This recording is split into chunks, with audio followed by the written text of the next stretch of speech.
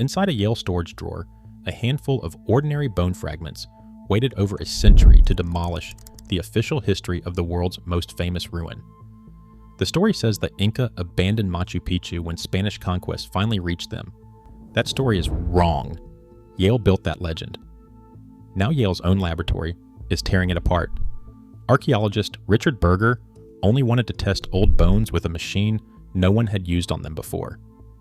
What came back didn't just move a date by decades, it reopened a mystery high in the Peruvian Andes that history had never actually solved. Everyone alive today knows the shape of the story. A hidden citadel in the clouds, a lost city swallowed by jungle for 4 centuries, waiting in silence while empires rose and fell beneath it. An American explorer who cut through the undergrowth in 1911 and found it standing there, untouched, forgotten, frozen, exactly as it had been left. That explorer was Hiram Bingham, a Yale historian on a mule expedition through southern Peru, and the story he told afterward turned him into a legend, turned Yale into the institution that had found the Inca, and turned a stone ridge above the Urubamba River into one of the most photographed places on the planet. Terraces climbing steeply up the mountainside in tidy, endless green steps. Granite blocks fitted together without mortar, cut so precisely a blade cannot slide between them, a level of precision that has fueled a century of internet theories about lost technology or outside help. The quarries scattered nearby tell a duller, more human story. Unfinished blocks, stone hammers, log ramps, pry bar grooves worn into the rock. The ordinary evidence of skilled masons who simply had generations to get extraordinarily good at their craft. A citadel built at the very height of an empire, then swallowed whole by cloud forest, then handed back to the world in a single triumphant discovery. The story exploded far beyond Yale's own walls almost immediately. National Geographic devoted its entire April 1913 issue to the discovery, spreading Bingham's photographs across a magazine-ridden households nationwide, and the exposure directly funded his return expeditions in 1912 and 1915. 70 years later, in 1983, UNESCO formally listed the site as a World Heritage Property.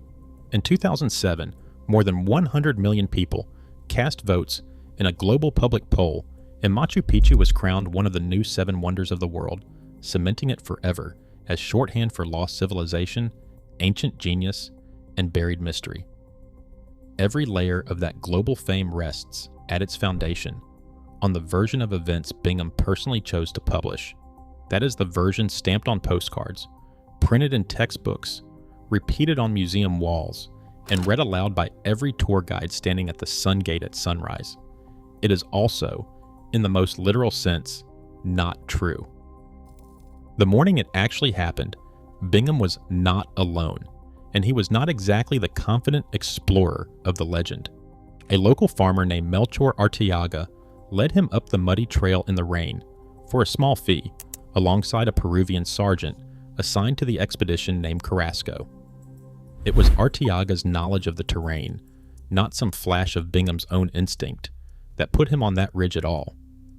Bingham later wrote about the moment in dramatic, self-assured prose, describing his own quiet astonishment at what the jungle had supposedly kept hidden for centuries, waiting only for him. He wrote far less about the man who guided him there for money, or the families already living among the terraces when he climbed into view. Bingham did not find an empty ruin.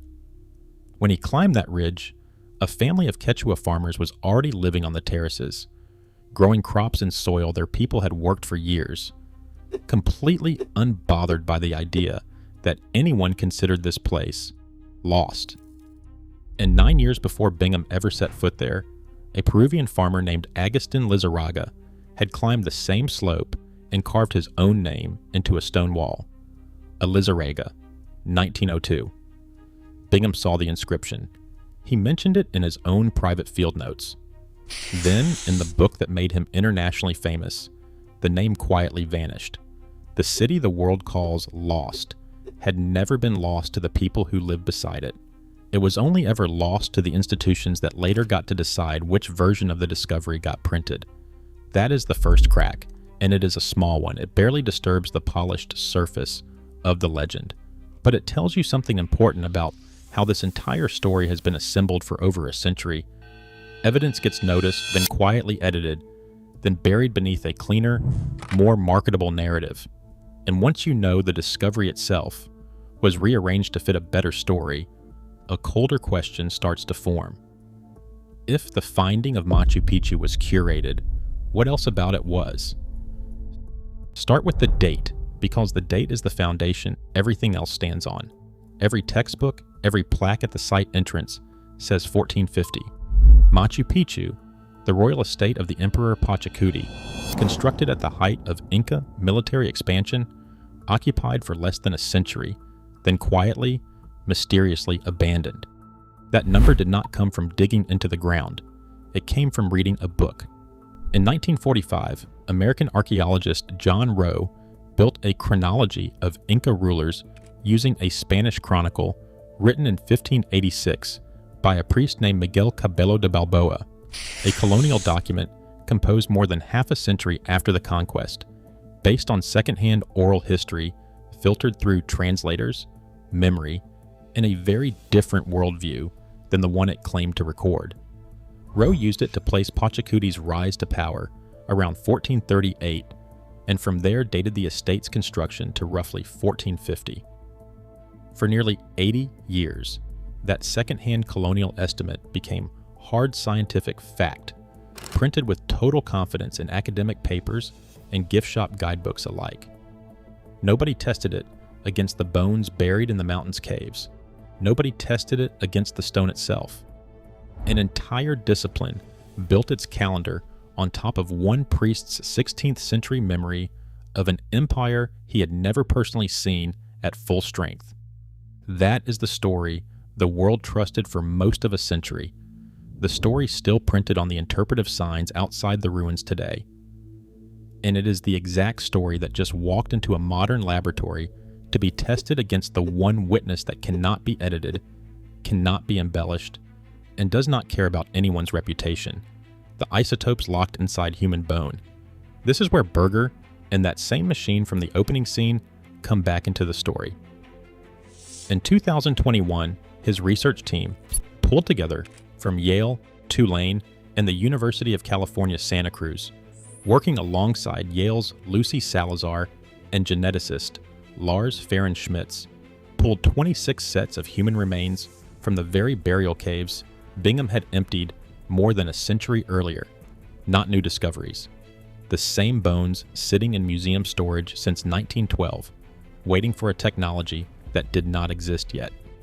The team ran them through accelerator mass spectrometry, a radiocarbon method precise enough to date organic material within a narrow band of years, rather than a broad guess of decades. Every living thing absorbs radioactive carbon while alive, and stops absorbing it the moment it dies.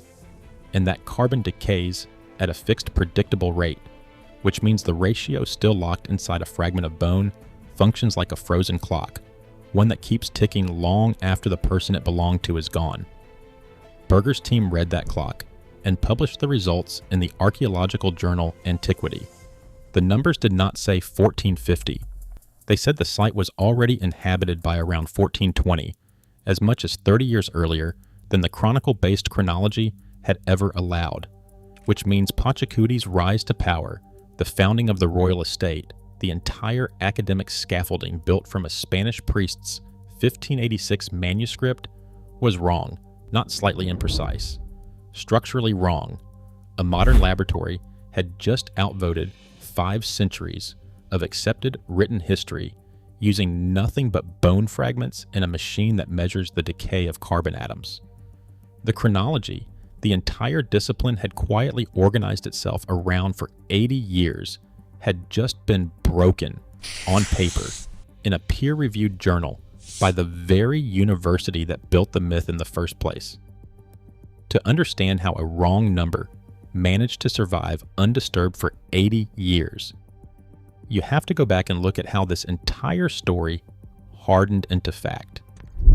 And the date was only the first assumption nobody bothered to check. In 1916, a Yale anatomist named George Eaton examined the skeletal remains Bingham had shipped back from Machu Picchu's burial caves and published his conclusions in an official Yale monograph. His finding? The remains were overwhelmingly female, something close to 4 women for every man. Bingham seized on it instantly. If the dead were almost entirely women, then Machu Picchu had never simply been a working royal estate. It had been a sanctuary, a mountain home for the virgins of the sun, Inca priestesses set apart in ritual purity, sealed away from the ordinary world. The theory was irresistible. It gave the ruin a mystical, almost forbidden aura, a lost city of women hidden above the clouds, and it made spectacular material for the National Geographic features that funded Bingham's later expeditions and turned Machu Picchu into a household name. For decades afterward, tour guides repeated the virgin story at every stop along the trail. Textbooks repeated it, documentaries repeated it, and for nearly 90 years, nobody went back and actually recounted the bones. Here's the detail that should genuinely unsettle you. Eaton was not a specialist in Andean skeletal anatomy. Indigenous Andean bone structure tends to be smaller and less robust than the European skeletal remains Eaton had trained on throughout his career. And that single difference is precisely the kind of variable that produces a false reading of biological sex from bone morphology alone. A quiet miscalculation made in a Yale laboratory in 1916 hardened, over 90 years of repetition, into a permanent feature of the official record, absorbed into public imagination, printed in guidebooks, taught as settled fact in classrooms that never once questioned where the number had actually come from. Nobody in a position of institutional authority had any incentive to reopen the drawers and check. The virgins made a better story than the truth, and better stories do not get fact-checked nearly as often as they should.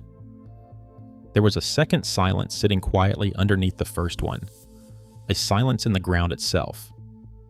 If the traditional story was correct, and the Inca abandoned Machu Picchu because Spanish conquest finally reached them and drove them out by force, there should be physical evidence of that violence somewhere in the ruins. Burned roof structures, broken weapons, a destruction layer, the unmistakable archaeological signature of a fortified site under attack. There is none, not a trace. No conquistador ever set foot on that particular ridge. The Spanish, consumed by Cusco and the silver roots running down toward the coast, never located Machu Picchu at all, and it stayed functionally invisible to European eyes for nearly 400 years. So the simplest, most repeated explanation for the abandonment, the Spanish drove them out, was never actually supported by a single artifact recovered from the site. It was supported entirely by assumption, because it fit neatly inside the larger, more famous story of conquest that everyone already knew by heart. There is one more detail buried in the paperwork that almost nobody mentions when they tell this story out loud. Peru's own 1912 excavation decree, the formal government permission Bingham needed to keep digging at all, explicitly required Yale to return every artifact removed from the site within 18 months. It sits right there in the original document, in plain administrative language, a clear condition attached to a clear permission. 18 months came and went, then decades came and went. The remains sitting in that opening laboratory drawer, the exact ones that would eventually rewrite the site's entire chronology, were never supposed to leave Peruvian soil for more than a year and a half. They stayed for 100. 3 unexamined assumptions, quietly stacked on top of one another for the better part of a century. A construction date pulled from a second-hand colonial chronicle nobody cross-checked. A skeletal population pulled from a flawed 1916 laboratory report nobody revisited. An abandonment narrative pulled from historical convenience rather than a single shred of physical evidence. Even the original excavation records themselves were thinner than the confident published story suggested. Bingham's field catalogs, digitized decades later and reviewed by later researchers, often described burial context in vague, general terms: cave, terrace, near wall, without the kind of precise stratigraphic detail modern archaeology would demand before drawing conclusions about an entire population. Machu Picchu had been fully explained to the public for generations without anyone actually testing whether the explanation was true. That finally changed once modern science got real access to the same evidence Bingham had carried out of Peru more than 100 years earlier, access made possible, uncomfortably enough, only because the bones and the institution that took them were still sitting in the same building. The chronology was the first domino, and by 2021, it had already fallen. Berger's radiocarbon study did more than simply move a date backward on a timeline. It proved in a peer-reviewed publication that colonial-era written chronicles are not a reliable substitute for direct physical testing, which meant every other assumption in the official Machu Picchu story, built on second-hand written sources, now had to survive the same scrutiny. The Virgins of the Sun theory did not survive it. In 2003, physical anthropologist John Verano at Tulane University went back into storage at Yale's Peabody Museum and re-examined the exact skeletal collection Eaton had studied nearly 90 years before, this time using modern osteological methods developed specifically for smaller-boned Andean populations, methods that simply did not exist when Eaton did his original count. Verano's tally: a minimum of 174 individuals. His sex ratio: roughly 1.5 women for every man, not the 4-to-1 imbalance Eaton had claimed. Infants were present in the burial caves. Children were present. Elderly individuals were present. This was not the sealed resting place of a convent of chosen virgins. It was an ordinary, mixed community of men, women, and families. Precisely the demographic profile you would expect surrounding a functioning royal estate. Not a sanctuary reserved for ritual purity. 20 years later, the science got even sharper, and it came from the same lab that had already broken the chronology. Here's what that kind of testing actually means, stripped of the jargon.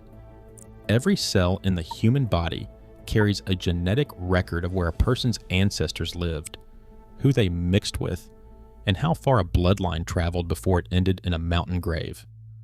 Reading that record from bone this old is delicate, unforgiving work. DNA degrades steadily over centuries, and a research team has to fight contamination from every hand that has touched a sample since 1912 just to recover a clean, trustworthy signal. In 2023, the Yale-led team behind the 2021 dating study, Lucy Salazar working again alongside Berger and Farron Schmitz, finally isolated usable genetic material from 34 individuals buried at Machu Picchu and compared it against samples from Cusco, publishing the results in the journal Science Advances. They were not simply confirming a headcount. They were reading a 500-year-old migration record, written in molecules, that no colonial chronicle and no tour guide script had ever come close to capturing. The molecular sex determination matched Verano's physical recount almost exactly: 19 women, 14 men. But the genetics revealed something bone alone could never have shown. These people were not local to Cusco or the immediate valley. Roughly a third of them carried significant ancestry traceable to the Amazon basin, from at least 2 genetically distinct Amazonian regions, hundreds of miles, and an entire ecosystem away from the mountain where they were buried.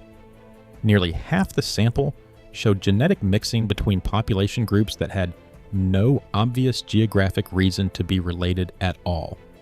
This was not the final resting place of the empire's elite bloodlines. It was the resting place of Yanakuna, retainers and laborers drawn from across a sprawling, multi-ethnic empire and settled together on one remote mountainside to keep a royal estate running smoothly for a ruler who visited only occasionally. That is the second reversal, and it lands harder than the first. The virgins were never virgins. They were a working, imported population, pulled from the highlands, from the coast, from deep inside the Amazon rainforest, living proof of exactly how far Inca administrative reach actually extended, written permanently into human DNA, rather than a chronicler's flattering account. On its own, that should have felt like a settled, satisfying answer, a genuine scientific triumph. Instead, it made the mystery worse, because if this was simply a functioning, fully staffed royal estate, provisioned and supplied by an empire capable of relocating retainers from the Amazon to a mountain ridge in the high Andes, why did that provisioning ever stop?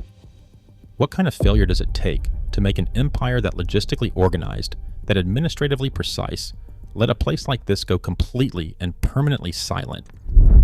An empire able to move people 1,000 miles across mountain and jungle does not simply forget one estate by accident. For years, one theory circulated that sounded almost too tidy, almost too scientific to question: drought. If the water supply simply failed, the estate would have become unlivable within a season or two, and the remaining population would have had no real choice but to walk away. It is the kind of explanation a documentary loves, because it requires no villain, no disease, no civil war, no uncomfortable politics. Just a mountain that quietly ran dry. Engineer Kenneth Wright spent years mapping Machu Picchu's water infrastructure directly on site. The main spring, the carved stone canal that fed the settlement, and the 16 fountains the Inca had engineered to distribute water through the terraces below the main plaza. Stand at the site today and you can still trace his data by eye. 16 carved stone fountains stepping down the mountainside, a stone canal barely wider than a hand, engineered centuries before anyone had a word for hydraulic pressure. Wright's team measured flow rates fountain by fountain across wet season and dry season alike, long before they ever touched the ice core data. His measurements showed the primary spring could produce enough flow to comfortably support close to 1,000 people during peak visits from the ruler's court, and easily sustain the smaller permanent population, estimated around 300, who lived there year-round tending the estate between royal visits. The infrastructure was never the weak point. The water never stopped moving.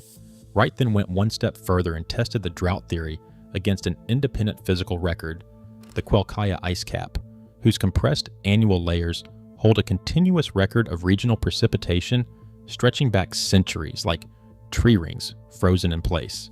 If Machu Picchu had truly been abandoned because the water ran out, that ice record should show a severe drought in the site's final years of occupation. It showed the exact opposite. The last decade before abandonment was measurably wetter than the 8 decades that came before it.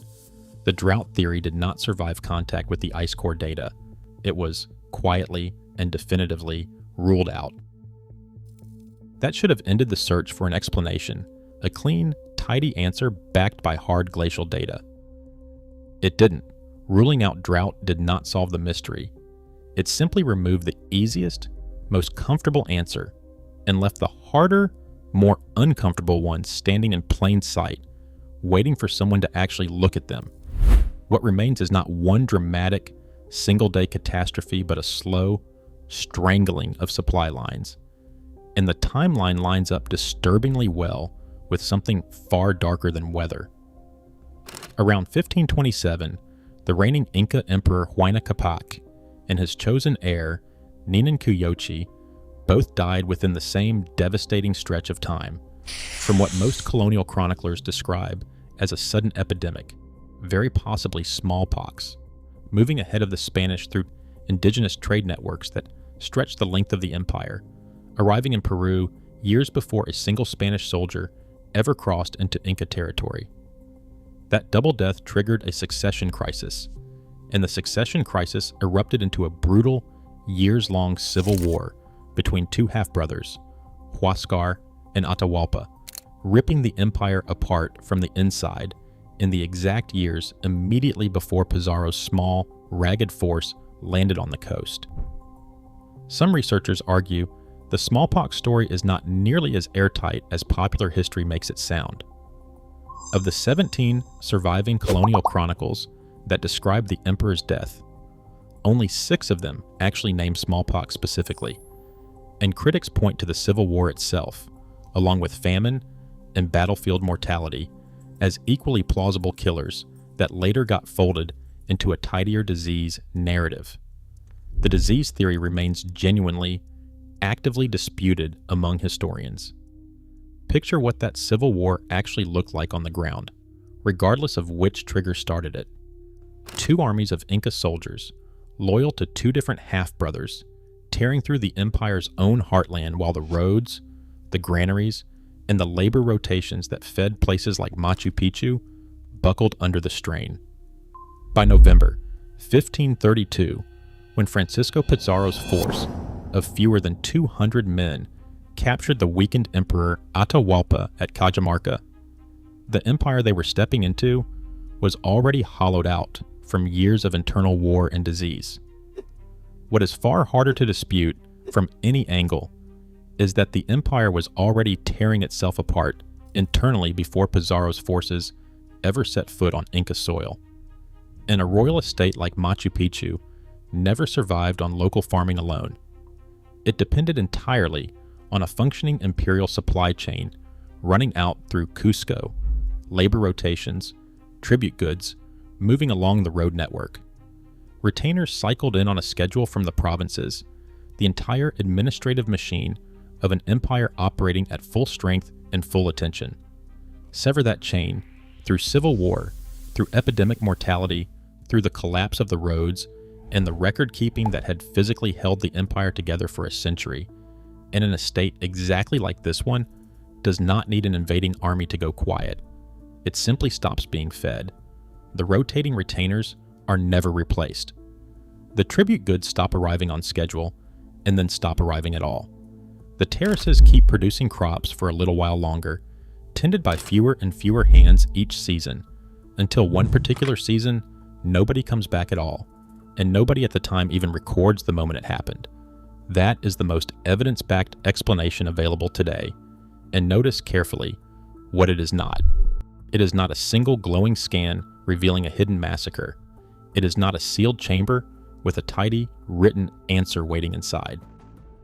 The real story is quieter than that, and in its own way, far more unsettling. An empire dying from wounds inflicted on itself, and a mountain palace slowly starved out by the collapse of the exact system that had built it in the first place. No conquistador ever needed to climb that ridge or lift a single weapon. The empire did the emptying entirely on its own, one missed rotation at a time. But the mystery of why the Inca left is only half of what this story has exposed. The other half is what happened to the evidence after it left Peru, and that fight is neither settled nor finished. Between 1911 and 1916, Bingham's Yale-sponsored expeditions removed an enormous quantity of material from Machu Picchu and its surrounding satellite sites: human remains, ceramics, metal tools, and ornaments, cataloged in the thousands, with the exact total still debated depending on how broken fragments get counted individually or in groups. Peru requested their return almost immediately, as early as 1918, and was refused, quietly and repeatedly, for the better part of a century. The dispute simmered as an old colonial-era wound that modern diplomacy never quite managed to close, drawer after drawer of Peruvian remains and artifacts sitting cataloged in a New Haven basement, until Peru finally filed a formal lawsuit against Yale University in 2008, demanding the collection's return as national patrimony under international law. Inside Yale's Peabody Museum, the dispute was never just about pottery and bone. It was about reputation, a founding myth built directly on top of material the university's own 1912 government permit said it was never allowed to keep past 18 months. Peruvian officials argued the case in blunt terms: national patrimony, colonial-era extraction, dressed up as scholarship. Yale's lawyers argued technical ownership and the ongoing scientific value of ownership. 2 years of legal pressure, embarrassing headlines, and diplomatic friction followed, playing out in courtrooms and newspapers while the very bones that would eventually rewrite the site's entire founding chronology sat quietly in storage waiting for a technology that had not been invented yet when they were first packed into crates. In November 2010, Yale finally agreed to return the full collection. A formal research partnership was established with the Universidad Nacional de San Antonio Abad del Cusco. Shipments began moving in March 2011, and by 2012, more than a full century after Bingham first carried them down the mountain and out of the country, the artifacts and the human remains were finally back on Peruvian soil, where the ongoing testing could continue under joint supervision. Restoration teams in Cusco spent months afterward cataloging, cleaning, and rehousing material that had sat boxed in a New Haven basement since before either government existed in its current form. Sit with what that timing actually means for the science at the center of this story. The radiocarbon results, the DNA data that just quietly rewrote the site's chronology and its population's identity, came from testing conducted in the narrow institutional window before the full repatriation was complete. Evidence pulled from a population whose remains had spent a full century sealed inside a foreign university's storage shelves before finally being allowed to answer the exact questions their own bones had been silently holding on to the entire time. Even the name printed on every ticket, every map, every glossy travel brochure may be wrong. In 2022, researcher Donato Amado Gonzalez of Peru's Ministry of Culture and archaeologist Brian Bauer of the University of Illinois, Chicago, published research built out of colonial-era visita records and land tenure documents, property surveys drawn up by Spanish administrators cataloging estates across the region in the decades after the conquest, sitting mostly untouched in archive boxes for 400 years. Those documents consistently reference a royal property tied to Pachacuti's own descendants under a different name, Huayna Picchu, or in some records, simply Picchu. The name Machu Picchu appears nowhere in them. It enters the historical record only after 1911, inside Bingham's own expedition reports and the magazine spreads that followed, a label that stuck permanently in the international imagination purely because an American writer used it first, not because it was ever the site's actual Inca name to begin with. The single most photographed ruin on the planet may, quite literally, be wearing a name it was never given. And the pressure surrounding it has not slowed down since. Machu Picchu was on pace to pull in more than 1.5 million visitors in 2025 alone, a new record for the site, placing enormous physical strain on a stone city that was originally engineered to comfortably support a resident population in the low hundreds. In September of that year, a contract dispute over the bus concession carrying tourists up the mountain road triggered protests that shut the railway down entirely, stranding travelers on the mountainside with no way in or out, tents and blankets handed out along the tracks while negotiations dragged on below. More than 1,400 tourists had to be formally evacuated from the site in a single coordinated operation, walked out along the rail line under police escort because the trains themselves could not run. The New Seven Wonders Foundation publicly warned afterward that the ruin was actively risking its own long-term credibility, citing over-tourism, limited conservation policy, and unresolved local conflict as compounding threats. Peru's government pushed back hard against the criticism, noting pointedly that UNESCO itself had not placed the site on its formal danger list. Whoever ultimately wins that particular argument, in court filings or in press releases, one thing is unmistakably clear. A place once quietly abandoned by a vanishing empire is now under more sustained human pressure, more foot traffic, more political weight than it has faced in the last 500 years combined. Somewhere back in New Haven, or now, finally, back on Peruvian soil where they arguably always belonged, those same bones from the opening scene still sit in their drawers, catalog numbers faded, waiting between tests, 100 years of institutional history stacked on top of them like sediment. The isotopes locked inside them have already testified to everything science currently knows how to ask them. They pushed the founding date back 30 years, past a chronicle nobody had thought to question for 80.